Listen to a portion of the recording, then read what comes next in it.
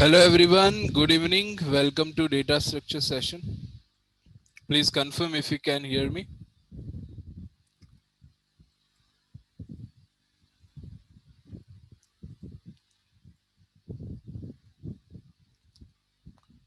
Okay.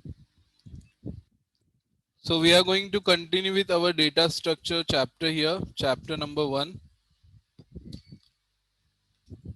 So last time we started with what is data structure, what is algorithm and properties of algorithm.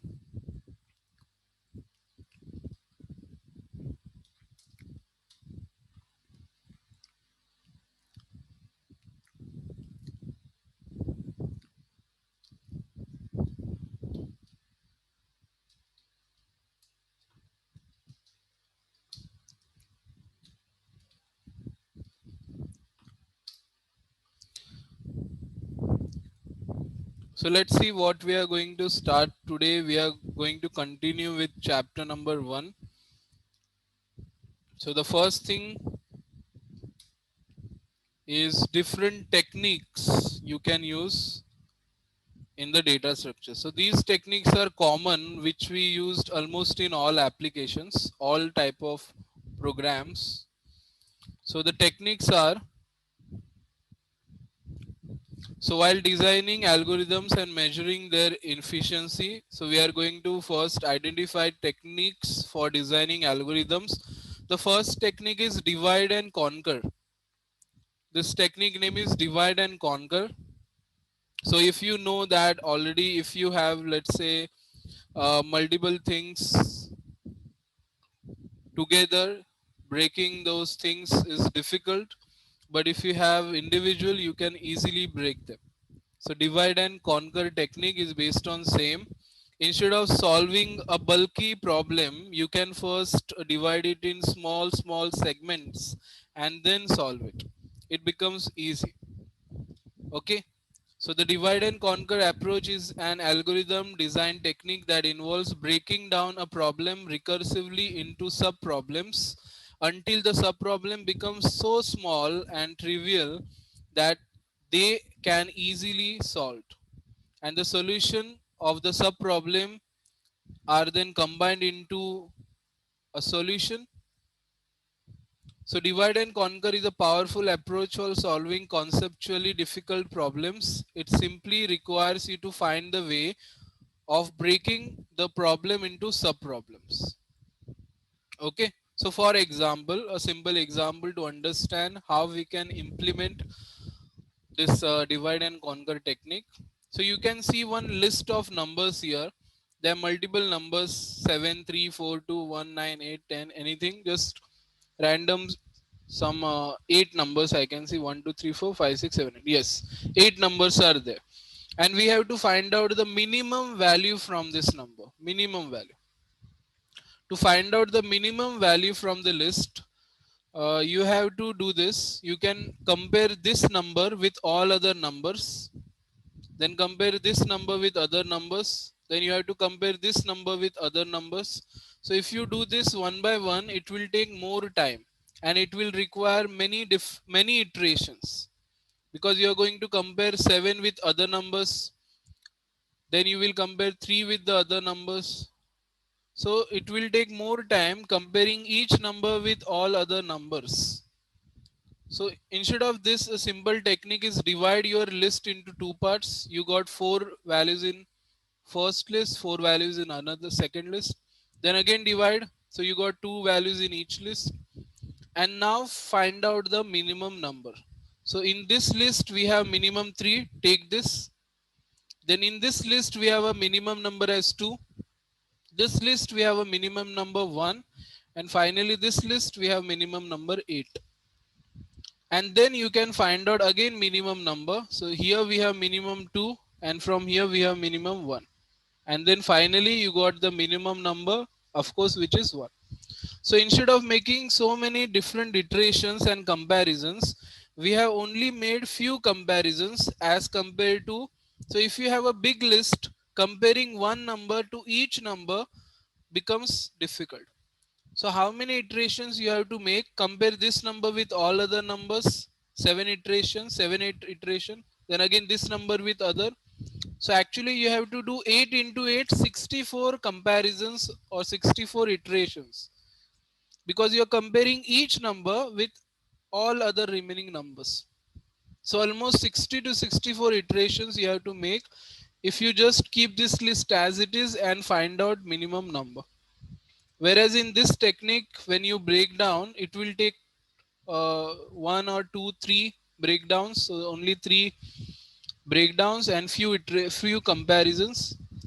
So your comparisons are decreased less than half here, less than half. I think just 10 iterations compared to 60 iterations, they are very less. So this is the advantage of breaking down the list or breaking down the problem into sub problem. So this is just example. There are many different examples where we can use this divide and conquer technique. So this is the first technique, divide and conquer. This is just currently explained in first chapter theoretically, but you will see this practically in different demos. There are different demos where this technique is. This is not used in particular, is used everywhere whenever required.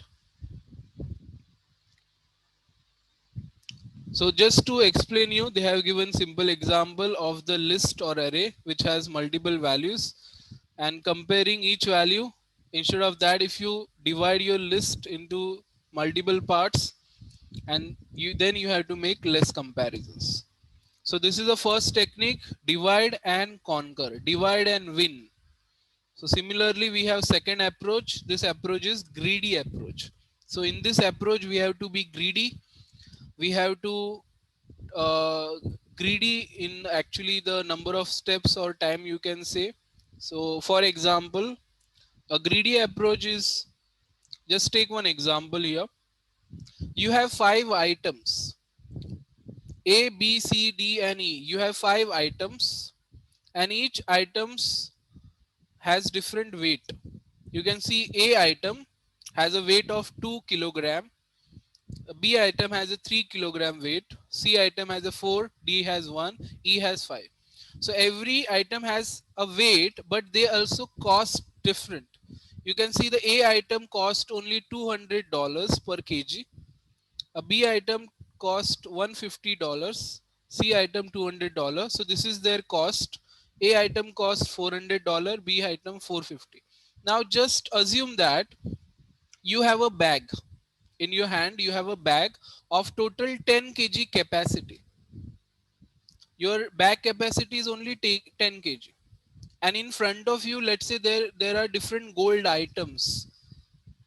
Okay, you have a 10 kg capacity bag. In front of you, you have different, let's say, gold items in kilograms. So and they are available free. No one is pay asking you to pay. Just you can take that item in your bag and go. So now you have to be greedy in this situation. Of course, you will try to take maximum items in your 10 kg capacity, which can give you maximum value. So now tell me, which are the items you are going to pick inside your bag. So you can give your answer in the chat section. I hope you understood the question. You have 5 items. They weight different. They have different dollar values. They have different values. And you have to pick the items within the limit of 10 kg, 10 kilograms. And you should get more dollars in that. So which items, different items you are going to pick from here? Please write in the chat section, everyone. What is your choice? Which items you are going to pick? If you have this choice in front of you, which are the items you will pick? You have a 10 kg capacity. You just have to write in the chat A, B, C, A, B, D, E, C, D, whatever you think. So we got 2 answers here. Very good. Third answer, different answer. CCA, A, B, C, D. Someone is saying ECD. Shika is saying ECD. Yes. Shiban is saying A, B, C, D. Krupesh is saying CCA. So everyone is picking different item. But who will win? Who will get more dollars? Let's see. Susil is saying ABCD. Sonal is saying CD. Junaid is saying BBC. You cannot pick same item again. Yeah, this is a rule. You have only one item there. You cannot pick B item for 2 times, or you cannot pick B item for 3 times, because there is only one item of B there. You cannot pick B for 2 times. In quantity, there are only one there. You cannot pick them multiple times. You have to pick different item. So ABCD is correct. CD is correct. This type of options are correct. If you're writing CCD, then it is not a correct. You cannot pick C 2 times. You cannot write BBC because B item 2 times. So let's take one answer. Like ABCD is one answer I got. ABCD. So let's see whether this answer is the best choice or not. So A, weight 2 kg and it will give you $400. Then a B, 3 kg, it will give us $450. Then a C is 4 kg, it will give us $800. And then D is 1 kg and it will give us $50. So total in kg first, let's see, 4 plus 5, 4 plus 1, 5, 5 plus 3, 8 and 10. So total 10 kg capacity is filled. You have used all your capacity. Now you don't have any more capacity remaining. And what is your profit? What is the dollars you got here? 400, 400, 800 plus 800, 1600, 1650 and 50, 700, 1700.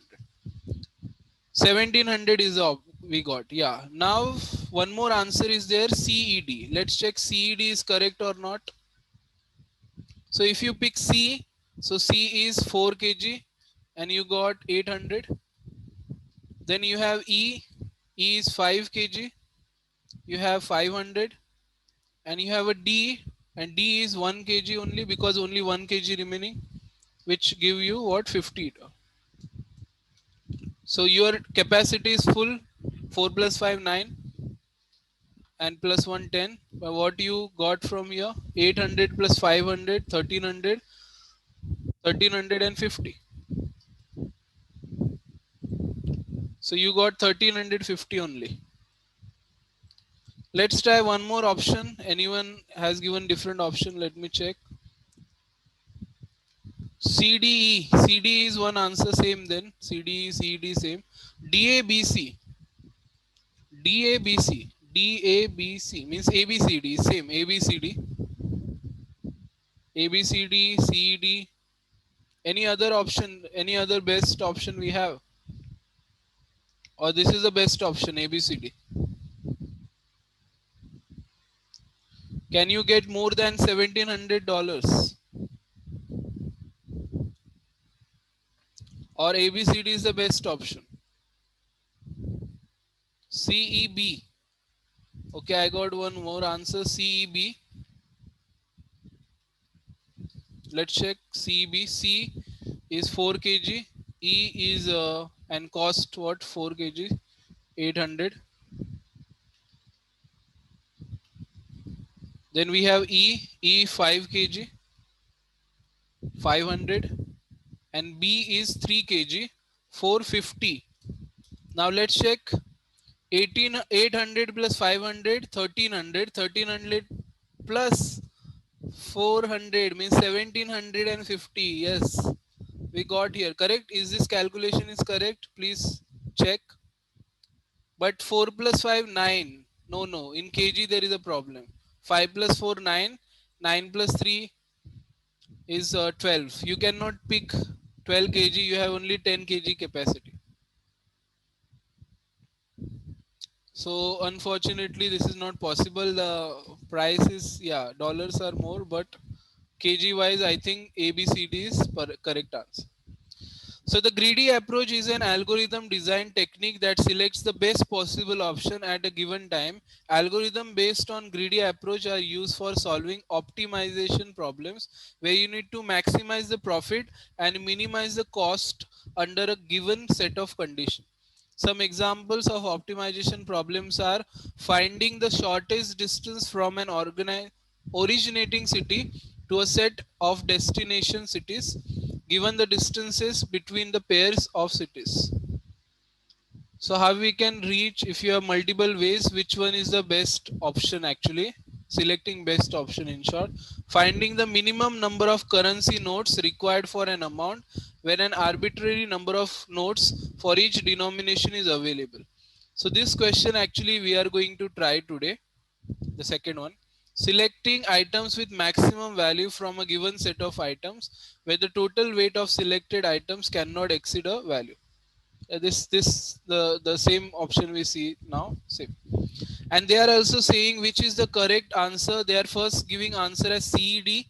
So CED is giving you $1,350 of same 10 kg, but someone picked ABCD or CBAD, same. You also got 10 kg, but you got more dollars there, so this answer is correct. This is the correct answer for the greedy approach. There is also one question. The dash technique involves selecting best available option of each at each step. So the answer is of course greedy approach. Greedy is the correct answer here. Greedy approach technique. Greedy technique is correct.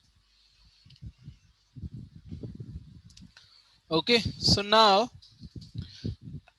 I am giving one question here. You can help me to solve this question. Write a program in C++ to accept amount from user and display all possible nodes.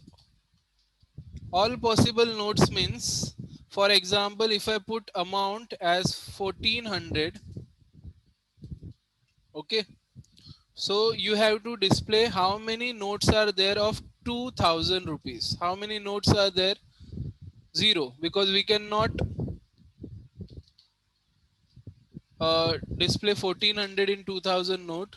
How many 500 notes are possible in this 1400? So two notes are possible. How many notes are possible in 200? If you have a 200 notes, 7 notes. For 100, 14 notes. For 50 is there, I think, yeah, 50, 28. Yes, 28. For 20, just divide 70. And for 10, 140.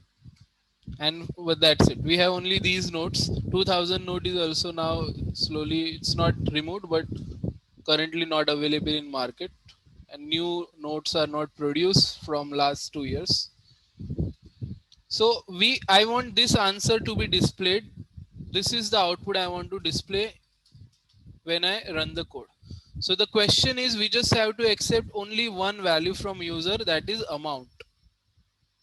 And after accepting amount, this, let's say amount is anything 1400, 1500, anything. You have to display all possible notes in all denominations. 2000, 500, 200, 100, 50, 20, 10. For everything, I want to see the number of notes possible in that number, in that note. So how you can solve this question? Anyone like to try this? If you know the logic, then say yes. So I will give you chance to write code here. Anyone thinks that you know the logic for this? It's simple. We don't require any if else. We don't require any loop. We don't require anything here. Simple code actually. Just calculation. That's it. So anyone thinks that you know the logic, you can write in the chat section. Can you solve this problem? There is no greedy approach here. Currently, we just wanted to see the nodes, number of nodes. No one. It's actually very easy. Actually, it's not conditional construct, array, loop. Nothing is there. Simple, a variable and calculation. Nodes demo. So I am saving this file in this folder DSA. One more file I typed today. Where is that file gone? Yeah, this is the file. Okay, this file is not required now. Don't save. Yeah, so I'm giving access to Junaid. Then you can try this demo. Just accept one amount in float and then display all notes. So see everyone, focus this code. You have to think now. You have to think logically. Logic building is very important here. How you can display all the nodes. See, the main problem which I think is, which everyone face, that you see the complete question. I don't see the complete question. If I get this question, what I will try, I will tell you, I will just try to print only 2000 notes first. I will not display 500, 200, 100. Here also you can try the divide and conquer technique. Means from your mind, don't try to display all notes, just try to display 2000 notes, possible in amount. If that works, then you go with 500 note. Then go with 200 note. And once you print one or two notes, you will easily understand and print all the notes required. So if you break down your problems, you can easily solve it. So see how we are printing 2000 notes now. We got the amount from user, see out, seen, done. Number of 2000 notes are amount divide by 2000. Very good. So if anyone insert amount, let's say 4000, so 4000 divided by 2000, two notes. And same we will copy now. Yeah, we will first run this 6000. See, yeah, just wait. So everyone see here, we entered 6000 amount and it's showing number of 2000 notes are 3, because 6000 divided by 2000, we got 3 notes. So what you have to do here is just divide your amount by that note number. That's it. Yes, thank you, Jun. Now we can continue and print all the notes. Number of 500 notes, then 200 notes. Yes, yes, you can also copy now. We'll just copy this now and paste. You just have to change that number there.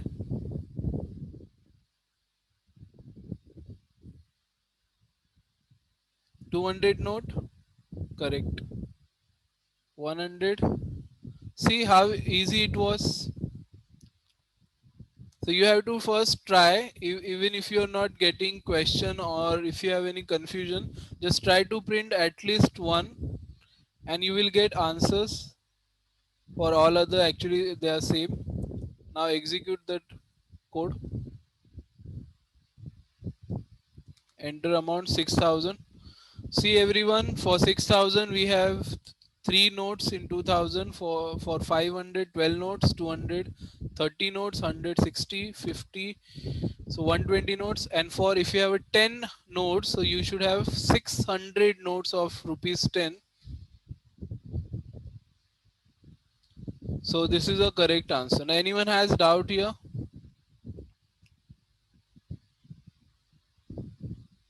So you have to understand the logic behind this. Means we are not trying any, of course, new code, because I asked you about any doubt. The code is same, which you know. Of course, you know this, how to take input from user, right? So the code is same. You have to think about the logic now. What logic you are going to apply here? Now, anyone wants to try decreasing the number of lines here? Can we decrease number of lines by doing something?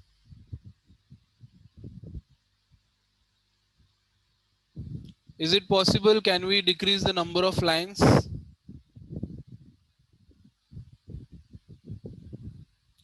Anyone think here like we can decrease number of lines? How we can decrease? What is your logic?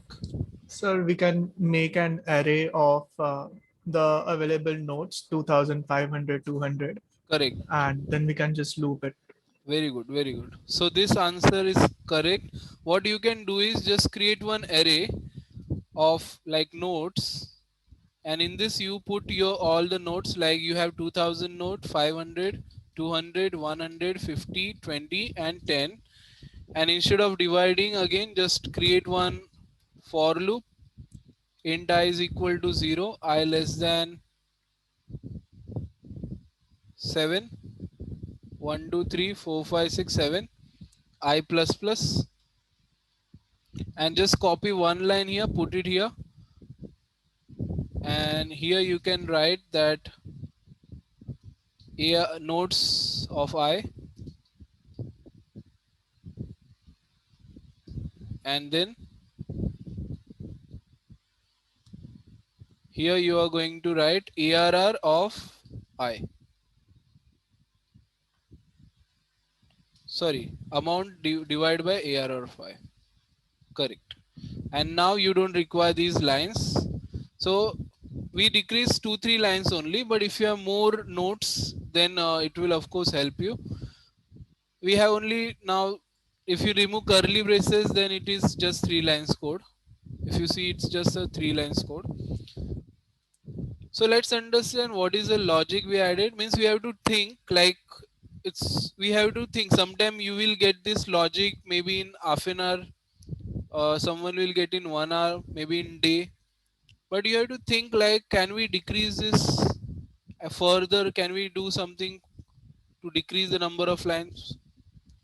So it is not on what is your knowledge. Okay, don't think like what is your knowledge so you will get answer quickly. No, you have to just see the code. Sometimes we get late, sometimes we get the logic quickly, but you have to focus and try to decrease number of lines. So how it is working here, see what it is doing. From the nodes it will take 2000 node first from array.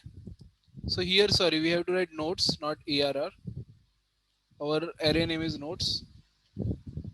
So from nodes, it will take first node 2000, divide that amount, then take next node 500, divide. So your amount is divided by our array values. So first array value 2000, then 500, 200, 150, 20, 10. So divide your amount by all array values, means you are dividing your amount by each node number. So if you run this demo, and if I put same, what is the shortcut here to run? I forgot. F9, right? F9, yeah. F9. If I put 6000, see it's giving same answer. The same answer we just have seen in the previous code. Same answer here in the loop. Now you can try decreasing the number of lines further if possible. Now further you can just remove this curly braces and all, because 3 lines, yeah, at least 3 lines is required. And our amount is also not like double, like 10 20 40 something, that we can do something in loop. So if we enter 7000 as amount, it will show decimal value. No, it will not show decimal value. Let's check. If we enter 7000, so yes, it is showing decimal value here because we use float. If you don't want this, because for 2000 node 3.5 node is not possible, so of course you can use int variable here. That's it. Just change this amount to int. So now if we put 7000, it will only show 3 nodes possible of 2000. Correct?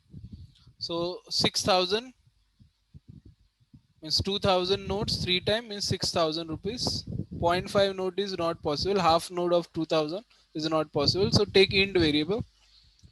That's it.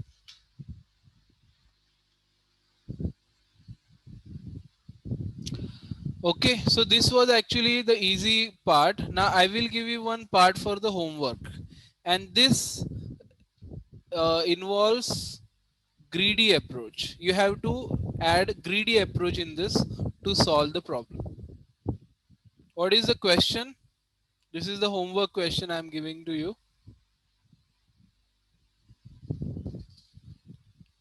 Write a program to accept amount same from user and display best minimum possible notes for that amount. Okay, or just minimum possible notes for that amount means, let me explain you. Example I am giving here: if you have amount of, let's say, 4000 and 500, 600, let's say. So if you have 4600, so what you will do, are you going to take 10 rupees note, 460 10 rupees note? No. If you want a big currency, so of course you will not take 10 rupees note. The best choice, the minimum number of notes, you have to carry minimum number of notes to fill this amount. So what we will do, we'll go with big 2000 denomination first. So we got two notes of this, one note of 500 and one note of 100. Correct? That's it. So how many notes we required? You have to display that. The best possible option is total notes for 4600 amount you can carry. The minimum number of notes you can carry for this is total 5 notes. Four notes. Do you have any best option, better option than this? Can you fill this 4600 amount with minimum notes than 4 notes? Is it possible here? What do you think? No. Minimum 4 notes are required. You can take more notes. You can take 20 rupees note or 50 rupees note. So you have to increase number of notes. I want minimum notes to carry for this amount. So the minimum notes possible are only 4. So if you carry 4 notes of 2000 note, 2 notes, 500 one note and 100 one note, so you have 4600 in your hand. Okay, so user will enter amount and you have to display the best possible option for carrying minimum notes for this amount. So the best answer is 4 notes. So I want to display this and I want to display this also. The total number of notes you have to carry for this amount, minimum 4 notes.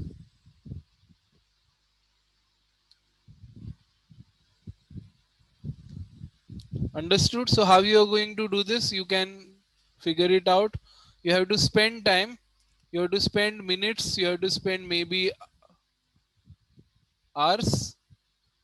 But don't quit until you get the answer. Don't, you can also take help then later, but don't copy paste or something from web if you get the logic. You will not get same logic there. So you have to try solving this from your own logic. What you can do, you can use loop, or do you require multiple if else, some logic. So whatever you require, just try it from your own way.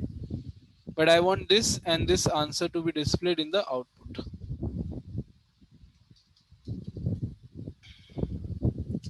Okay. And forget about the pennies, forget about the chillers here. If anyone has 4602 rupees or 12 rupees, so you don't have to see that 2 rupees and something, just focus on notes only. So now minimum 5 notes are required for this amount: 4000, 2000 note, 500 note, 100 note and 10 rupees note. 2 just don't see that 2 rupees there. Okay, you can When you divide it, that is going to be in point or in remainder, so you don't have to see that 2 there, just focus on the notes. So this is your homework question. You required a greedy approach for this homework question.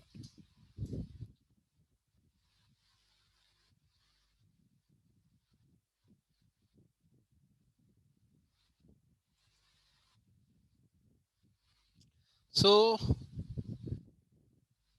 as the mentioned there, where the greedy approach is required, finding a shortest distance, finding shortest distance is easy, very easy, like finding minimum or maximum number.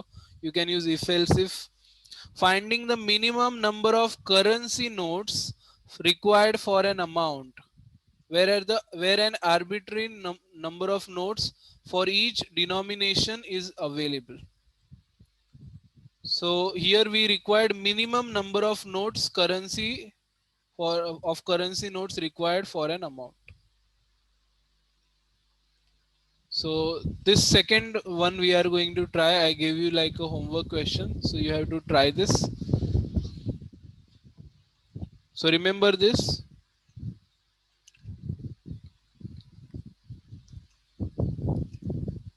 Okay, so what we have seen so far, first technique, remember, divide and conquer, which is required. We also use divide and conquer technique here. Means not used in the code, but it is used in our mind, in our logic. Whenever you see any question, we don't solve a complete question first. Okay, otherwise if someone see the big question, they confuse and they get afraid of the question. So first just try to solve this one part, then the others are also same. So in coding also divide and conquer is used, that we will see later. And divide and conquer you are going to use in that homework question. Now the next technique here is, this is related to function or what you call method, recursion. Recursion technique. Recursion means a function calling itself. If a function is calling itself, it is a recursion. It's repeating itself again and again. Now where this technique can be used? So I'll show you one demo for this recursion demo.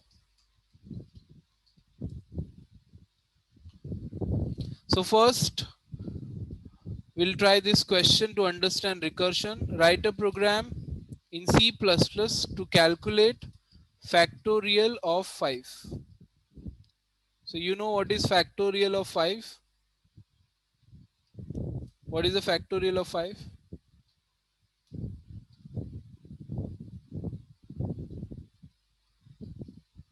Factorial of 5 is 1. No, factorial of 5 is 5 into 4 into 3 into 2 into 1, which is 120. This is the factorial of 5. So how you can calculate factorial of 5?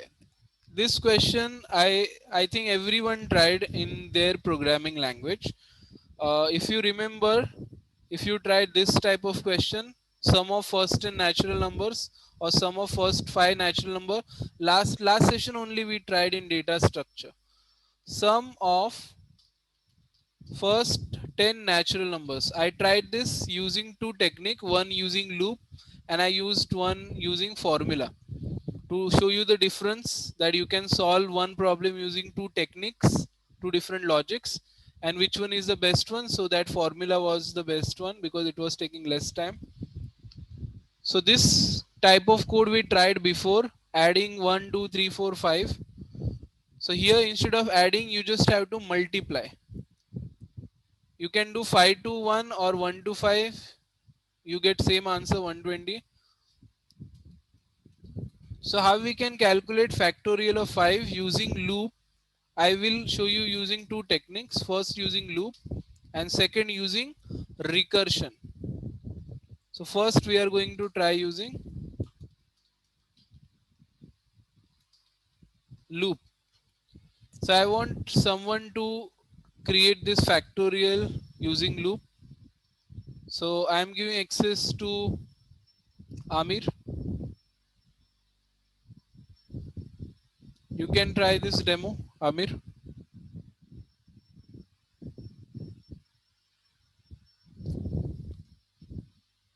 Please move your mouse.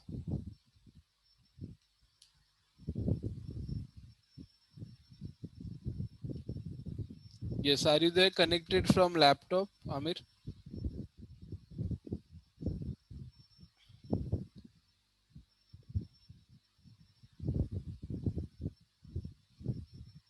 Hello.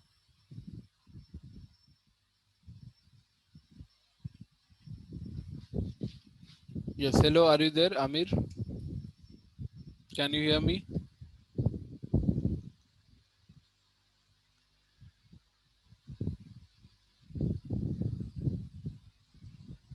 Okay, so I'm giving access to then Roshni. You can try this demo.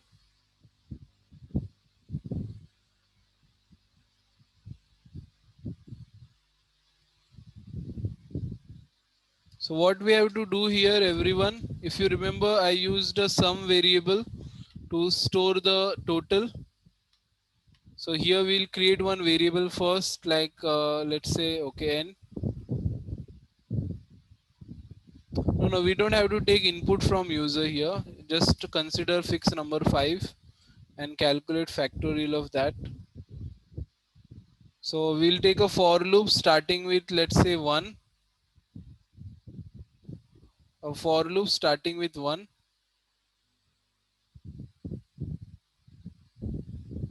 less than equal to 5, and n plus. You can take 5 to 1, 1 to 5, same thing.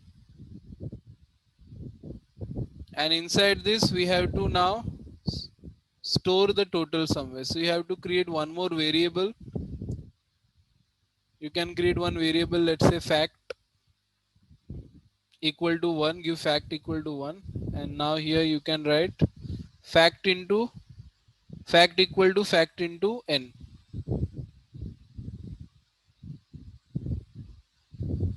Into n.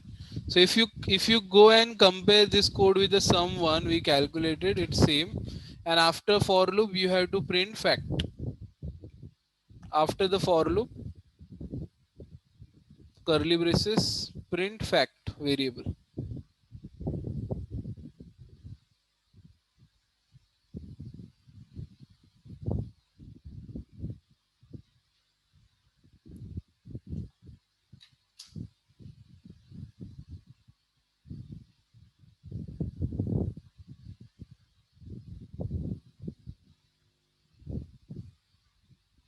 Yes.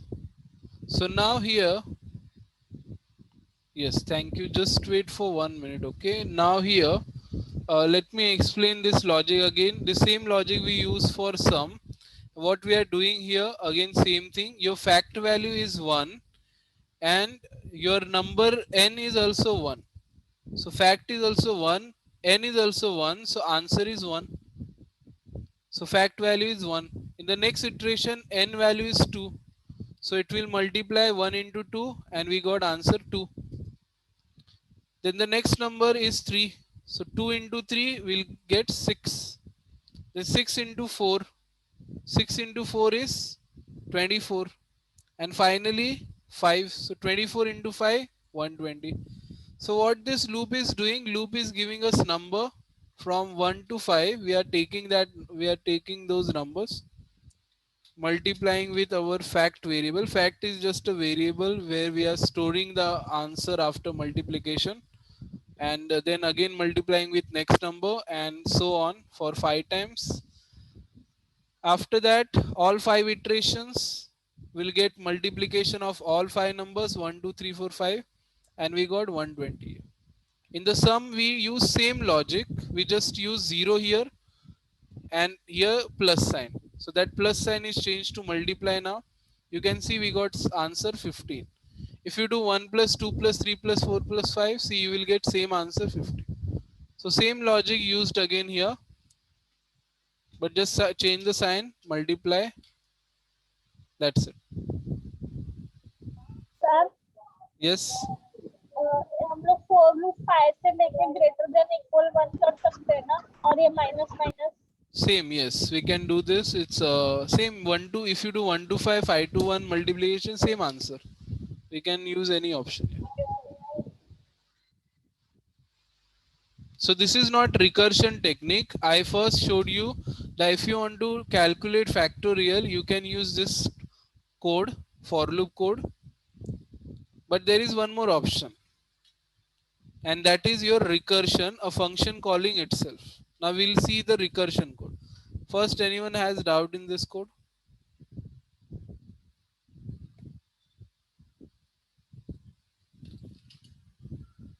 So I will keep this code in one separate function.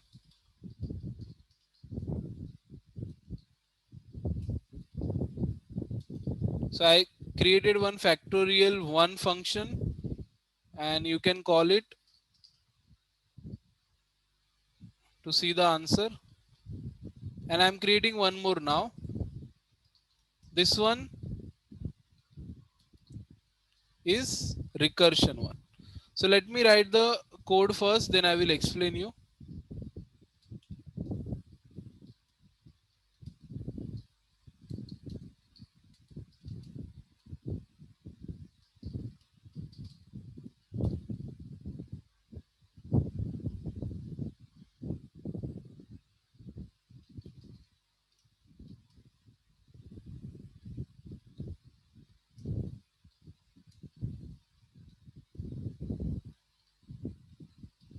Okay, let's name it factorial function only. That two looks different here, that's why. That's it. So this is a code. So I will explain you what is this code is doing.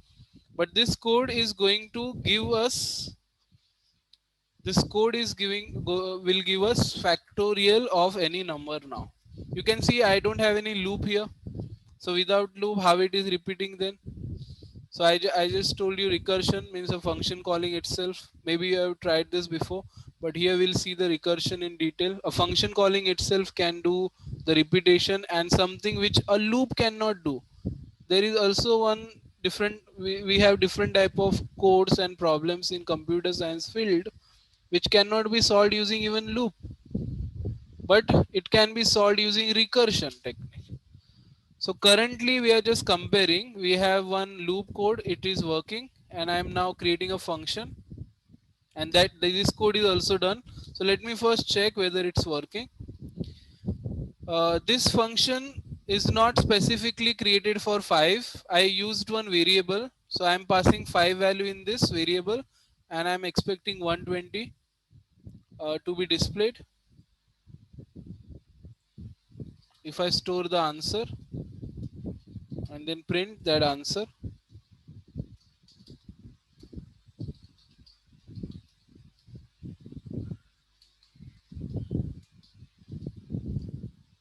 so see it's printing factorial is 120, same as the loop code.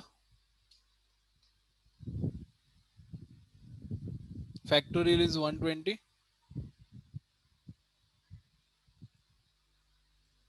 So let's see now how it is showing factorial is 120.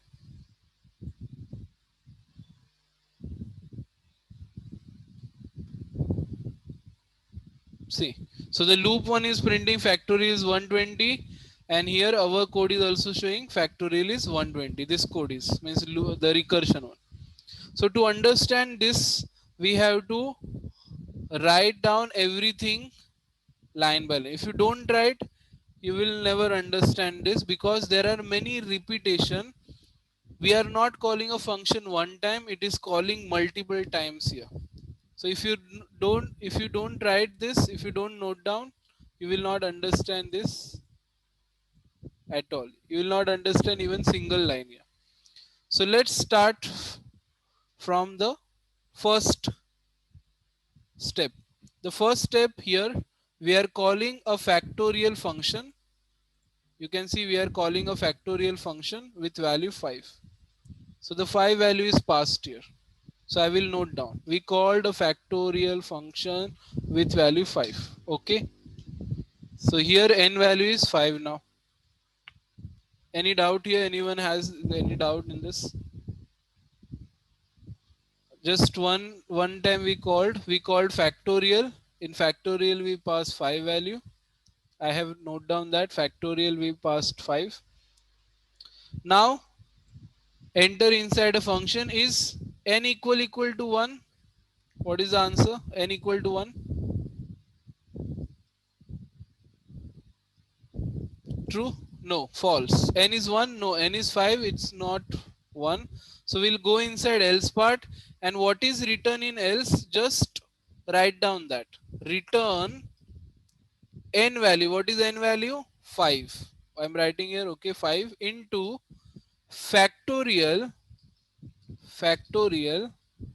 of n minus 1. What is n? 5. So 5 minus 1 is what? 4. So this line is nothing but this. Return 5 into factorial of 4. Now see this word carefully here. This word. Factorial of 4 word. So actually what happened, we called factorial with 5 value, and now the function started, and in this last line it called again itself. See this line, see this word, factorial of 4, means it is again calling itself with value 4.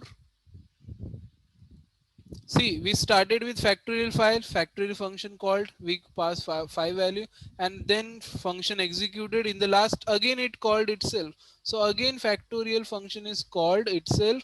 Now the n value is 4. Is it 1? Still it is not 1. 4 is equal to 1. Is this true or false? It is false, of course. So again we'll go to the else part and write down this line. You have to keep doing this. We'll see where it ends, but you have to keep doing this. 4 into, now the n value is 4, and 4 into, again we called factorial with value 3. So again this function started and it called itself again, and now the n value is 3. We cannot see any calculation here. We cannot see 120 or something calculated, but it's calling itself. Let's just follow same. Now factorial called itself with value 3. So this 3 is 1. Again it is not 1. So again do the same thing. Go to the else and write down. Return current value of n is 3 into factorial of 2. So again we called a factorial function. This time the factorial value is 2. Is it 1? Still not 1. So then again return 2, because n value is 2, into factorial of 1. Yeah, so anyone has any doubt here so far? From the main function we first time called factorial with 5, and from there it is calling itself again and again with different values of n. Here 5 we started, then 4, then 3, then 2, then 1. 5 times it called itself. We have not got any answer yet, but we can see 5 times it's called itself. So here anyone has any doubt so far? It's not completed yet, but if you have doubt you can ask. It's just calling itself 5 times. And now we called factorial with value what? 1. So now the n value is 1. Finally this condition satisfied, n is 1 now. So what will happen? It will return 1. Now it will return 1. Now to whom it will return 1? So it will return 1 to this line here, this line here. Now there is a question, why it will return 1 here? Because if you remember, again I will show you, when we say factorial of 1, means we called a factorial function with a value 1, and because it is 1, it will return 1 value again back to the same line here where we called factorial 1. So where you call a function, that function returns the value back to that same word there, same line there. So if you call a factorial with 1 value here, So one value comes in here, and then because it is same condition satisfied, so it will return 1 back to this word here. So when you call factorial with one value, you got one value in return, in back. It gave you back one value. So first tell me you have doubt here when I write 1 here. So until means current, what happened here? First we started, I think there is no arrow option here. I have to use pencil. So first we started with factorial 5. After calling factorial 5, then this line executed. After that, this line executed, then this line, and then this line. Then the factorial one, when you call factorial function with value 1, because the condition is satisfied, so this function will return one value back to this word, because this word given one value to the factorial. So this line will get one value back. So here we got value 1 back. Okay. Oh, factorial of 1, factorial of 5, return 5 into factorial of 4. I think that is erased, so I'm writing again. 4 into factorial of 3, then 3 into factorial of 2, and then 2 into factorial of 1. So I was explaining that when you write factorial of 1, we got 1 here and return one value back. So here we'll get one value back. Now see this carefully. What is 2 into 1? 2.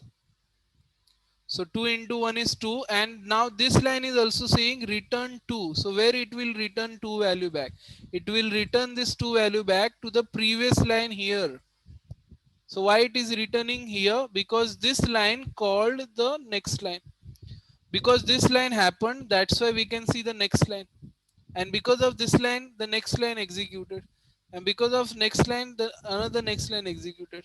So all the lines, whatever the answer they get, they are going to return to the previous line, because the previous line called the next line. So here this line is going to return 2 back to the previous line. Here we'll get 3 into 2, 6. Now return this 6 to the previous line here, because factorial, when you call factorial 3, then the next line executed. So this line, when it completes its work, it will give 6 back to this line. Then 6 into 4 is what? 24. So this line 24, it will give back here. And now 24 into 5 is what? 120. Now see, where is 120 returned back? We are going to return 120 back to the factorial 5 line. Now see this line carefully. This is the line, this 35th line. This line started factorial 5, and where we are returning 120 to the same line factorial 5, means here at this word we'll get 120 value back, and see, you are printing in Cout. So when we run the code, this word here is actually getting value 120, and that's why it is printed on the screen. This word here got 120 back. So when you call factorial with 5 value, it called 5 time itself, then it return back all the values, and finally it came to the same point where it started from.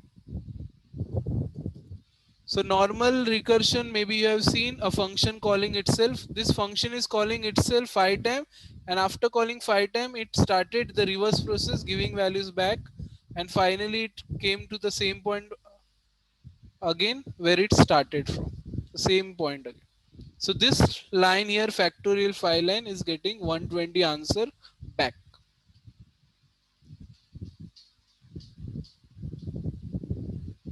So first we started with factorial 5, then next line return 5 into factorial 4. We just note down all the thing. When the factorial 1 was passed, because it was same, it returned 1 back to this line. 2 into 1, 2. It returned back to the previous line, because this word called the next line. If you don't have this line, how you will get the next line? Okay. So 2 into 1, 2. We got 2. 2 into 3, 6.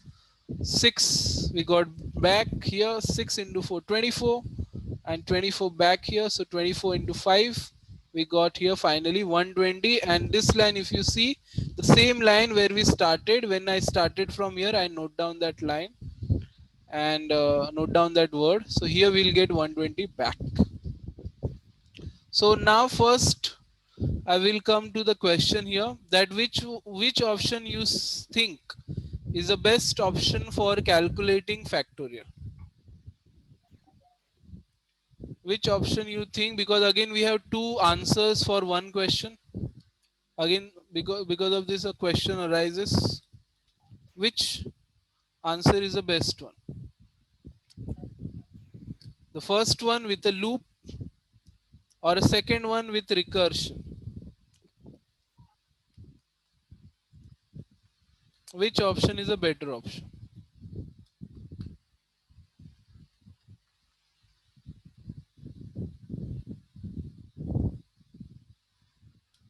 Sir Yes. Recursion में हम लोग previous क्यों जा रहे हैं, क्योंकि ये n-1 पीछे No, वैल्यू no, लेके because जाएगा. it is returning. Okay. See, when I call function, you can see now I'm not writing anything. I'm just writing this. When you call a function with 5 value, so we gone ahead, right? We gone to the function with 5 value or something, anything. And then when we say return, so it comes back. So why it is coming back? Because of return.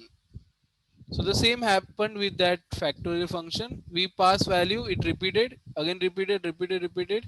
And when the return one started, then it gave values back. And finally we got answer back to the starting point. So because of return, we are going back.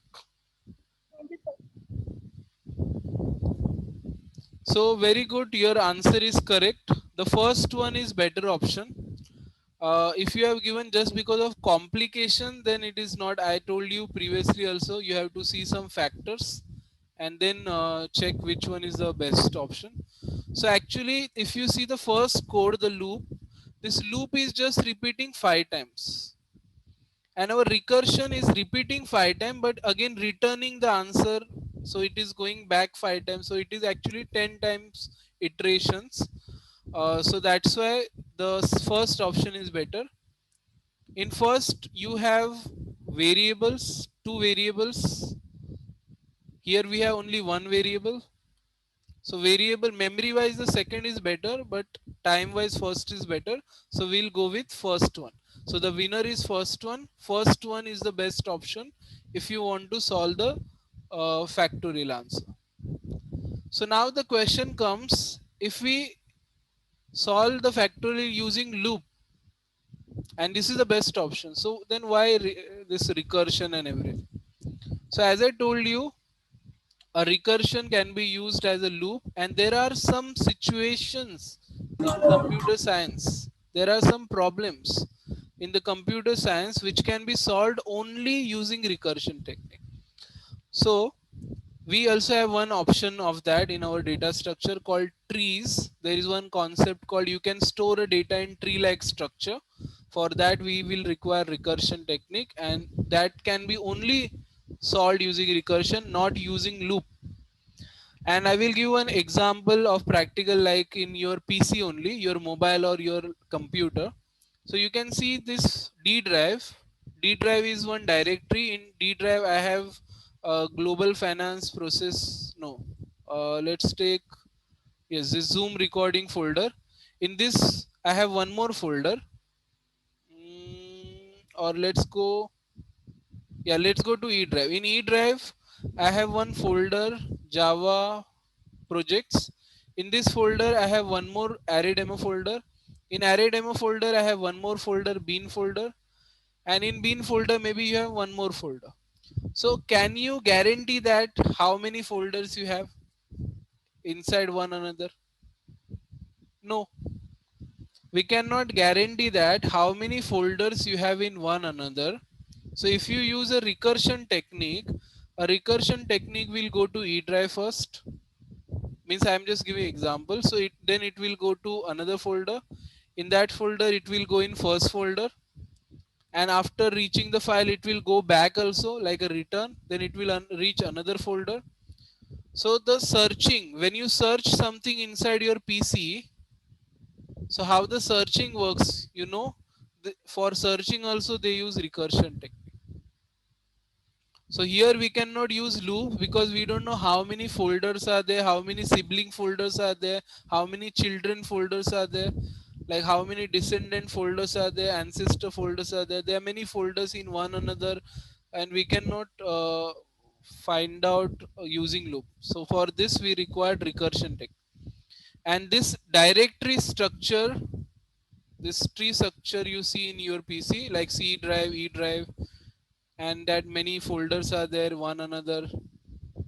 So this uh, type of one option is also available in data structure, which we are going to see. It's called tree.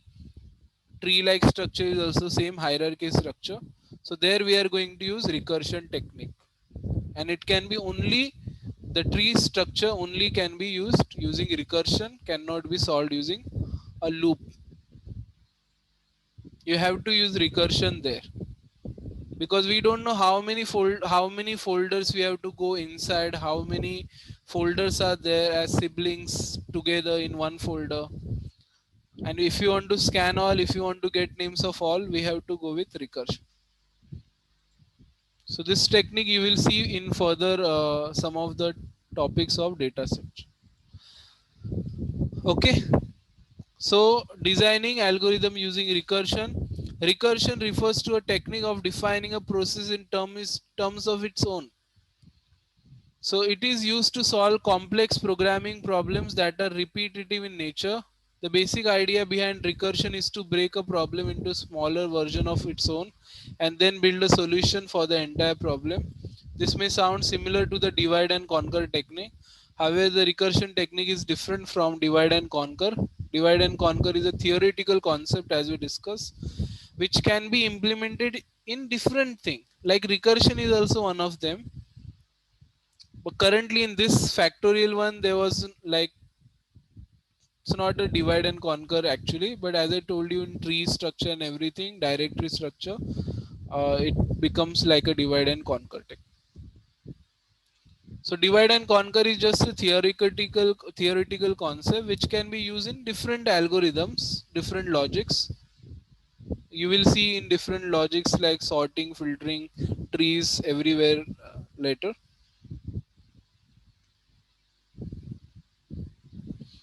Okay, so we have seen three topics, concepts today so far. One is divide and conquer technique is there, greedy approach is there, and we have recursion, means a function calling itself.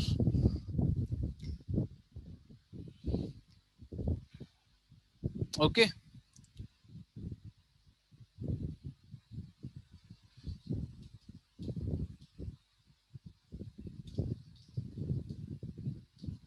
now there is one question here.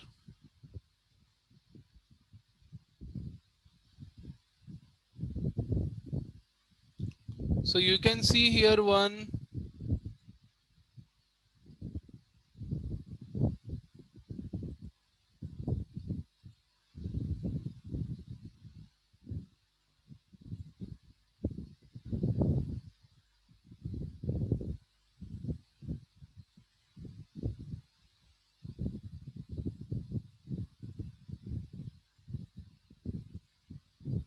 Okay, yes, so you can see here, yes, Tower of Hanoi.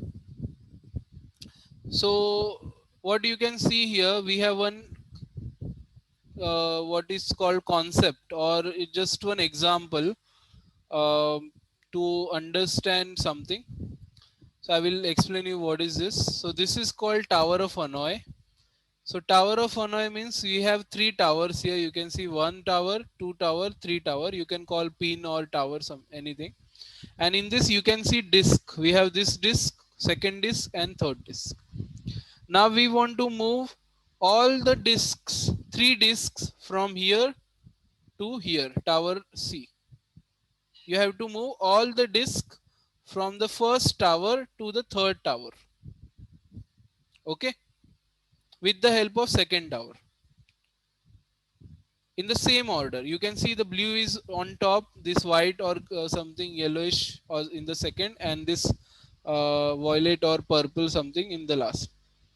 So you have to move all the disk from tower A to tower C with the help of tower B. You cannot put the large disk on the smaller disk. You can pick only one disk at a time. So what do you think, how many, within how many steps we can solve this problem? How many steps we can solve the problem? If we move the disk from first to all the three disks from 1 to 3rd tower C, how many steps it will require to solve the problem?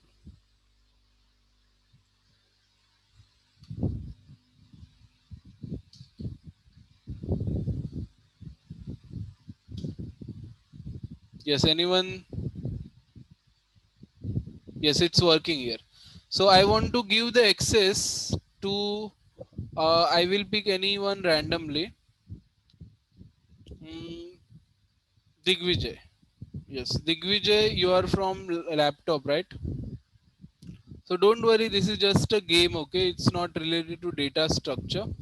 It's not related to coding part, related to data structure, of course, but it's not related to coding part.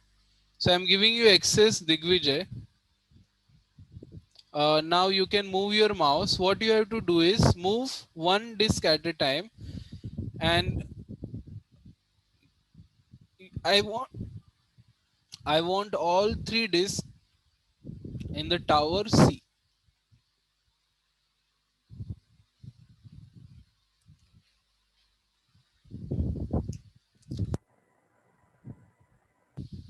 So let's see in how many moves we can solve this problem.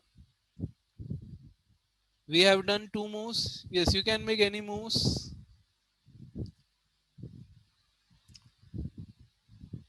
See, there is no like fixed number of moves. You can just try anything you would like to do and just try to solve. Yes, correct. So we have done in 7 now. Yes, it's working. See, very good.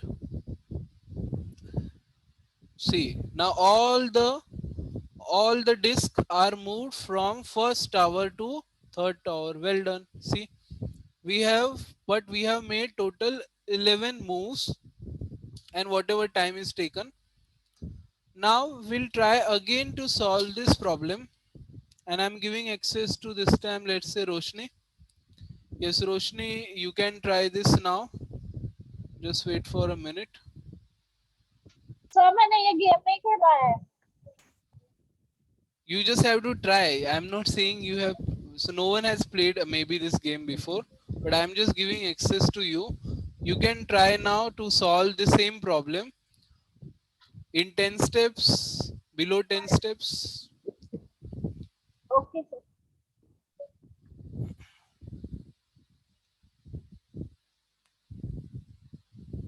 Just click it and click it. Just you don't have to drag. Click it. Yeah, and yes. Click it again when you want to drop, and where you want to drop. Yes, yes. Drop. You cannot put a larger disk on smaller disk. Okay.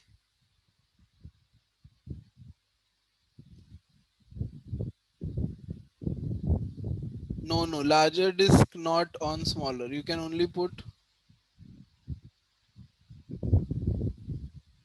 You can put smaller disk on larger possible. We came back to the same then. We have to move all three disks from first to third tower.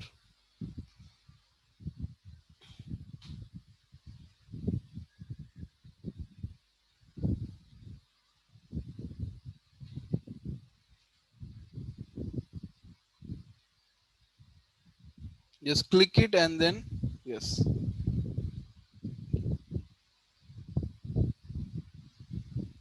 Yes, yes, now it is working. You can see, put it on first, and then yes, he this one's third one, and now done. Well done. So we have done, yes, now this is completed in 14 steps. So anyone can try this below 10 steps. I'm giving access this time to Shikha. You can try.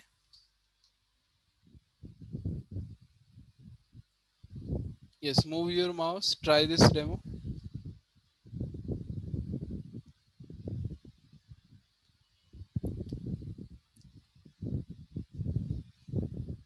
Yes, are you there? Connected from laptop? Okay. Now try to complete this task within 10 steps. Yes, you can move your mouse. Yes, just move the disk now.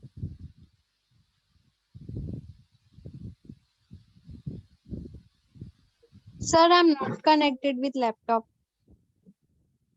Yeah, but your mouse was moving, I think. But can you click this?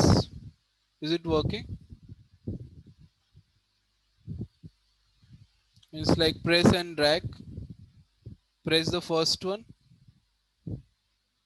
first disk, and drag it. Just click it and then drag. No. So anyone there connected from laptop who wants to try Shibani? Okay. I'm giving you access. You have two accounts here. Try now, move your mouse.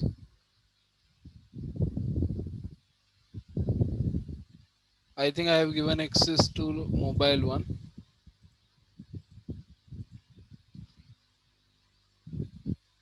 Okay, now try.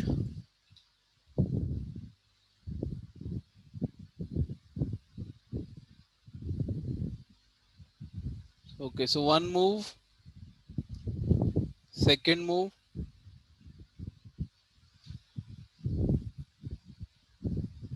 No, you cannot put on second or third. Take the smaller one. Take the third one and put it on second. Take the third, and now, yes. So yes, now it's done. See, put it here, and second on third, and after that, the smallest disk on the third tower. And see, done within 7 steps. Yes. So can we solve this problem uh, below 7 steps, 7 moves? So it is not possible. I mean, 7 is the best option we have. 7 is the best solution we have. So Tower of Hanoi is just a example. It's not a code or something. So what is the motto behind the Tower of Hanoi? Tower of Hanoi is the best example to understand how we have to solve the problem. So first we will get a problem in front of you. The Tower of Hanoi was a problem for us. Problem is a question, and to solve that you can just try n number of steps. Just move your disk here and there. There is no constraint.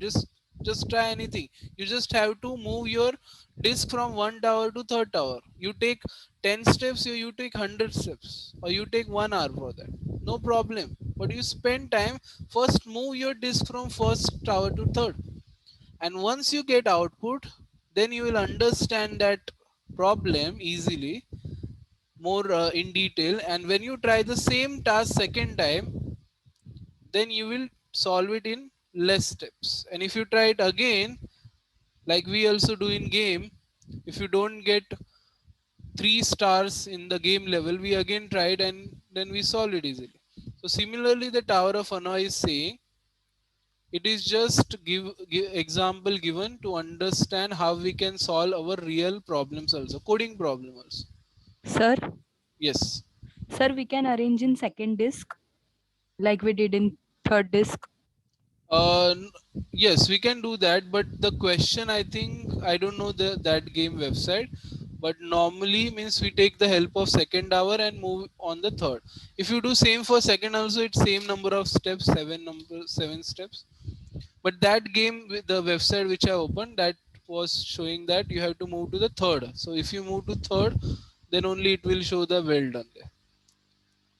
Yeah, but it is same thing if you move to third or if you move with to the second with the help of third is same. The main motto behind this game or problem is just to understand real problems also. You can try your problem when you write the code. Your main motto is just to get answer. You spend your 1 hour 2 hour, but just get the answer.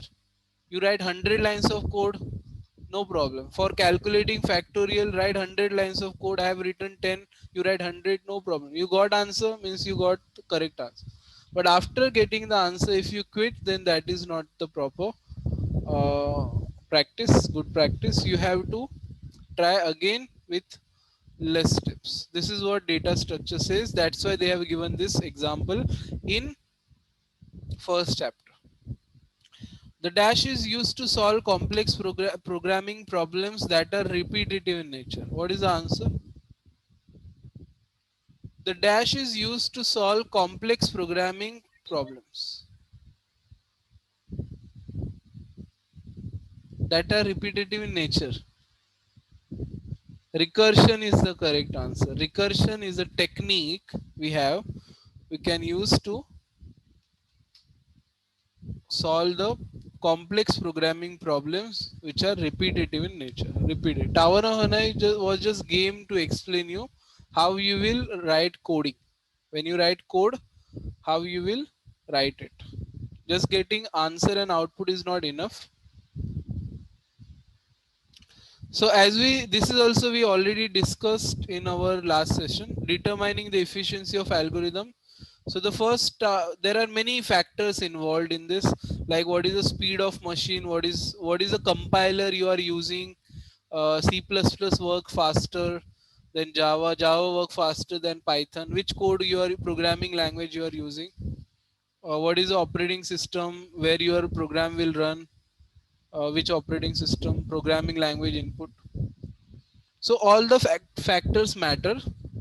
So sometime if anyone is doing data scientist part, anyone is doing data analysis part, so they use Python and R programming language. But while using Python and R programming, uh, there are some situations where the code works very slow. And even if they do anything, if they write best logic code also, then also their code takes time. So what the Python and R programming developers do, they write then C++ code or a Java code, because their Python and R programming compiler is slower than the C++ and Java compiler, because their programming language works different. Uh, there Theirs is interpreter which converts code every time to the machine. In C++, Java is different, it only compiles once. And so it takes less time to run actually C++ Java code. So these are just normal factors we have, which we have to take into consideration while developing application. Speed of the machine where you want to run your application. Like if you want to run PUBG in a small mobile phone, it will not run only, or even in some of the Android mobile, it will not run, because they are not created for those audience. Means they created for everyone, of course, but it requires the hardware constraint. So when you create application, you have to take all these into consideration. But when you are developing logic, you have to first focus on only one factor, that is time. And the next factor you can focus on is memory. And finally, you can focus on programming efforts. Okay. So last time we have seen this thing, if you remember, Your program can take any one of this order of growth. Means if your data is increasing, is your time is also increasing? If your data is increasing and if time is not increasing, means you have constant order of growth. Your time is constant, it is not increasing. If you have 10 data, it's taking 1 second. If you have 100 data, it's taking 1 second. If you have 1000 data, still it is taking 1 second. Means you have constant order of growth. That algorithm is the perfect one. But it is not possible for all programs. So we have different options like logarithmic, linear, log linear, quadratic, cubic, exponential. Quadratic means you have a nested loop, loop inside loop. Cubic means you have 3 loops, one loop inside another, one more loop inside that. Exponential means raised to, which is the worst situation for any algorithm. So even if you have small amount of data like 10 or 20, it will be going exponent, which is the worst situation. It will take more time. So all these arrange in the order, like constant is the best option. Constant less than log linear, sorry, yeah, log linear, less than linear, less than logarithmic, less than quadratic, cubic, and exponent. Less than means they are taking less times. Then this one is this exponent one is taking more time. So depends on your code. For example, this factorial code is also linear, because if you have 5, if you are calculating factorial of 5, it is repeating 5 times, so it will take 5 nanoseconds. If I calculate factorial of 10, it will repeat 10 times, it will take 10 nanoseconds. So this is quadratic, yes, sorry, this is linear. So these order of growth are actually represented using one sign. This is called big O notation. Big O notation. So all the algorithms, we give the big O notations, which indicates the time taken by the algorithm. So if you see O1, O1 is nothing but representing constant. O means that big O.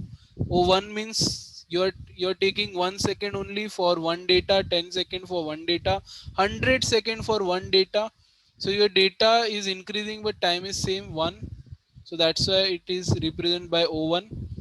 Log n for logarithmic, on for linear, n log n for log linear, or it is also known as logarithmic linear, something we call it log linear.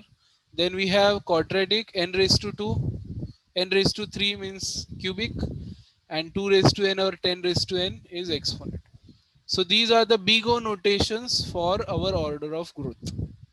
So whenever we create any algorithm, we can write on that which order of growth is it is. So you can write order of growth of this algorithm is, you can write linear or simply put O, big O, and n, because this factorial code is actually a linear, which is represented by this big O notation O1, On, sorry, for linear. So these are just notation. Notation means, you know, notation signs for representing this order of growth. We have big O notations here. And they have also created a chart. Last time also I created one XY axis chart. If you have 1 means if the data is increasing, time is not increasing, time is steady. If you have log linear, if you have linear means data is increasing, time is also increasing linear. And slowly you will see curve there. Curve means it is a worst case, means it is going exponentially. See in this log linear, there is a small curve, and then you can see this. See, the curve is increasing. So whenever you see the curve in the line, means it is getting worse, and here it's going straight now. So for see small range of data, here is, let's say data is 1, it's taking less time. Data is 2, and when the data becomes 3, the time is increasing drastically. and for 4 it will become more exponent, which is a worst case for any algorithm.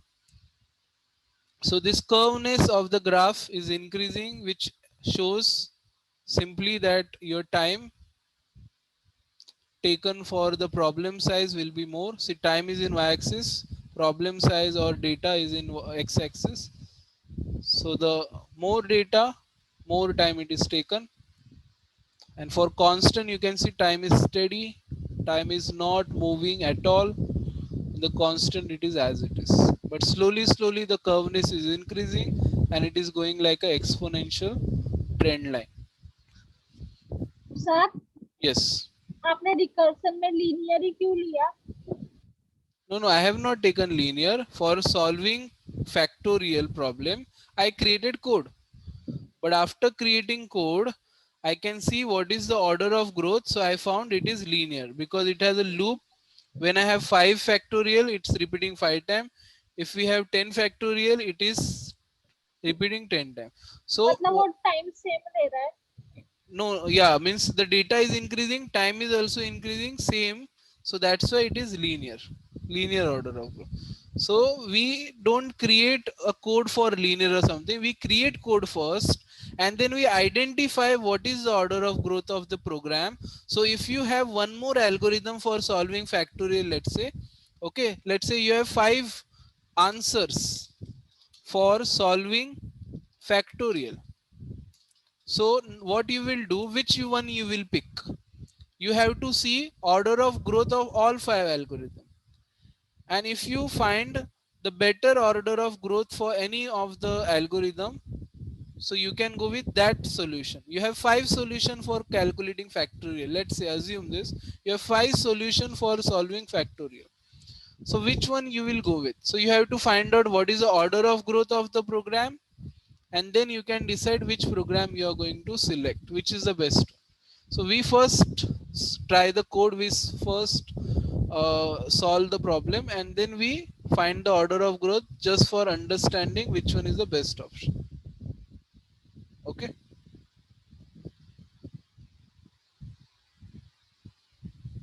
So now every demo we are going to solve from now. The next chapter is based on sorting. I'm just giving example. Sorting means arranging data in ascending or descending order, correct? So if you have any set of data, if you have any array with some values like this, let's say, and you want to sort it in ascending order, let's say. So for sorting it in ascending order, there are 3 to 5 different algorithms available for doing same thing. If you have this type of data, you want to sort it in ascending or descending order. So you have in book currently 3 algorithms are given, but every algorithm has different order of growth and you can use them in different situations. So first we are going to use the sorting code, sorting algorithms, and then we will find out their order of growth, and then we are going to decide which algorithm to use, which is the best one, for best which situation. So everything we can find out about the code if you know the order of growth of that program. So the order of growth help you, the big O notation help you if you have multiple solution for same problem to find out the best algorithm. That's why the order of growth, big O notation is important. So this was our first chapter. In first chapter, they introduce what is DSA, what is algorithm, different type of data structures are there. We are going to see in further chapters. It is written here. Static and dynamic arrays which can grow or cannot grow and shrink runtime. And there are 3 techniques given: divide, conquer, greedy, and recursion. So the first chapter was theory 1. There was no like separate coding given, but in next we have sorting, and as I told you, there are 3 sorting techniques we are going to use, and on the basis of order of growth we are going to find out the best algorithm. Okay, so this was our first chapter. Now we will go with some yes, The homework question is already given. This is just a summary. So now in the email I am writing here, as we discussed in last session, if you have received this DSA book with on your student ID password, so you can read from there. Otherwise you can use this ID password which I am giving temporarily until you get your ID password. Okay, you will receive your student ID on your email. You can check your email if you received student ID password. So the email is from NIT Incore or something like this. You can also contact your center if you want. And Sir, we need yes, only student ID. student ID and password actually. So if you have not received password, the password is also sent one time password on mail. So you can click forgot password there, and then they will ask for your email ID registered with NIT and mobile number. You will get OTP. You can set generate password, and then you can log in with your ID password. Okay, so forgot password option is also there. So student ID is required. One time password sent to the mail, but if not sent, you can click forgot password and create one. You should have your registered mobile number only, that is required. So now I'm giving one sample ID password which you can use until you get your ID password. So go to training.com and sign in with following ID and password. What is the ID password? Student ID S1500 12700 158. This is one X student ID and password. Click on my library and access DSA book.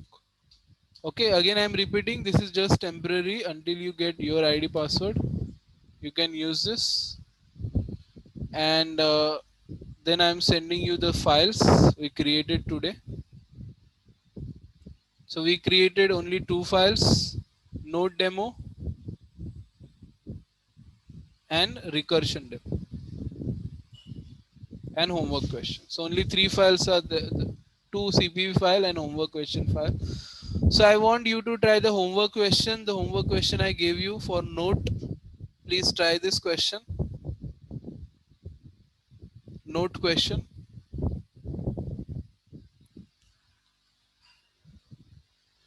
Try to get minimum notes for the amount.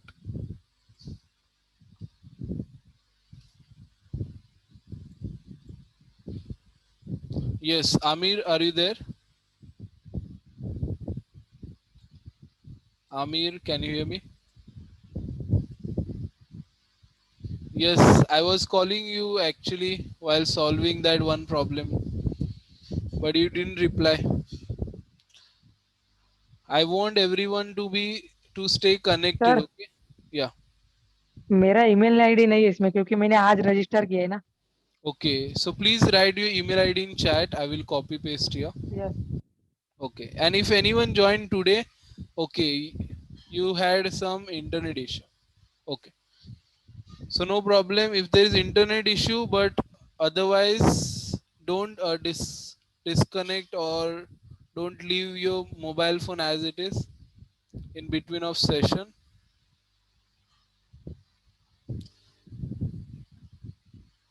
So I will call anyone randomly in session, and if I find you are not there and there is no network issue, so I will mark you absent then. Okay. So this is for everyone I am saying. If there is internet issue, no problem. Sir, Yes. sir, I haven't got the joining link for the first lecture. Okay. For the first lecture of DSA, and I got the joining link today. So that's why I missed the first one. So actually you have to register for the DSA batch. Now then you will receive the link. Sir, I have registered and I have also get message of successful registration. You registered today, na, or yesterday? No, sir. That day only you sent email. Yeah, the in C++ session I sent mail, I think on Saturday, maybe Saturday or Yeah, sir. At that day only I registered, but I didn't get the joining link. okay. So you can do one thing as we do. I announced in C++ session also, and maybe in DSA introduction session also, that you can send email to this email ID which I sent in the chat section now. Same reason you can give, like because you received link late, you registered on Saturday but you did not receive link, so that's why you missed the session. So please provide the recordings, so they will approve and I will send you. Okay, so just send it after the session, so I once they confirm by tomorrow morning or maybe by today only, I will send you the recording. Okay. One lecture of C++ now I've already missed. So I mailed them. I mailed actually the same mail you have provided, but Okay, till now I didn't receive any recording lecture. just say reply on that same email again, put me also in mail, put me in CC. If you already put, then just reply on that mail. Okay, because I sent C++ recording to some of the students who missed, but I did not get your recording mail. Maybe you just send to them. So just revert on that mail, means just reply like any update ma'am. So then once ma'am confirm, I will send you the record and put me also in mail. So maybe sometime if ma'am forget, then I can reply on that like any update or something. Okay. Okay, sure.